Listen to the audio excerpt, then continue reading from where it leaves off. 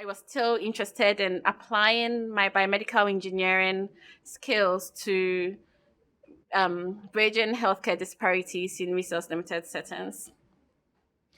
Um, and with cervical cancer, it's quite astounding because in a lot of developed countries, cervical cancer is almost non existent. And more than 90% of deaths related to cancer in developing countries. So that was definitely something that drew my attention and something that inspired me to work in the area.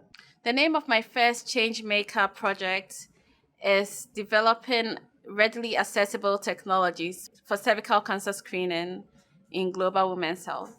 So the first thing that I was working with the lab to solve was the expensive diagnostic tools which were not readily available in resource limited settings. I have two devices here, the coloscope and pocket colposcope. And these really small portable devices are meant to replace a standard colposcope, which, can be pretty bulky, analog.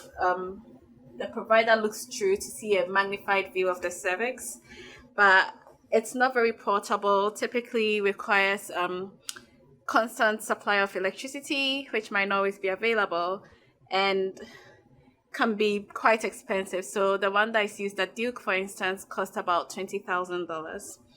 So we've made these portable versions. Looking at it with the naked eye reduces the sensitivity because there's no magnification. Having those varying experiences reduces or has a large variation in accuracy and sensitivity and specificity.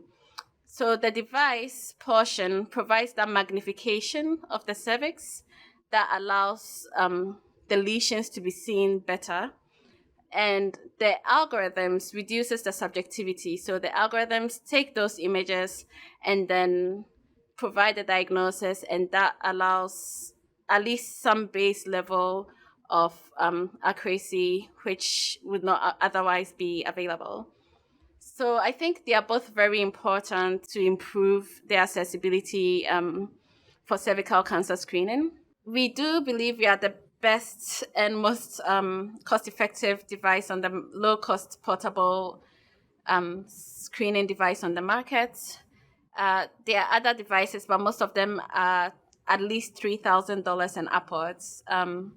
We think this would probably be a maximum of $1,500 or less. And other devices that are out there have been different clinics take different approaches. So they either purchase it or they go through philanthropists to have it donated. And we are looking at the same approach. We are making it such that clinics can purchase it if they can afford it. It's the cheapest on the market. And compared to the $20,000 colposcopes that are used at Duke, it performs as well. So it would be able to reach more women in rural areas, even in high-income countries.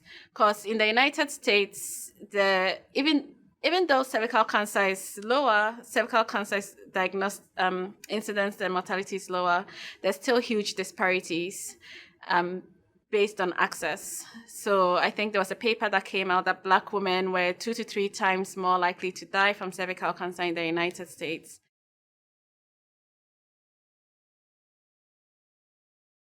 There were a lot of challenges and dark days in getting this to where it was. It looks like, a simple trajectory, but in hindsight, it wasn't because the speculum, so the coloscope is supposed to be this speculum-free device patients can use on themselves. And the speculum has been used for over 150 years. And a lot of providers didn't see, the reason why we should be making a replacement. Got a lot of feedback that their patients thought it was comfortable. So that kind of shows the disparity sometimes between what doctors think their patients want and what patients want. But in a lot of cases, we did get pushback from providers, especially male providers, on whether women could even use this and whether it was necessary.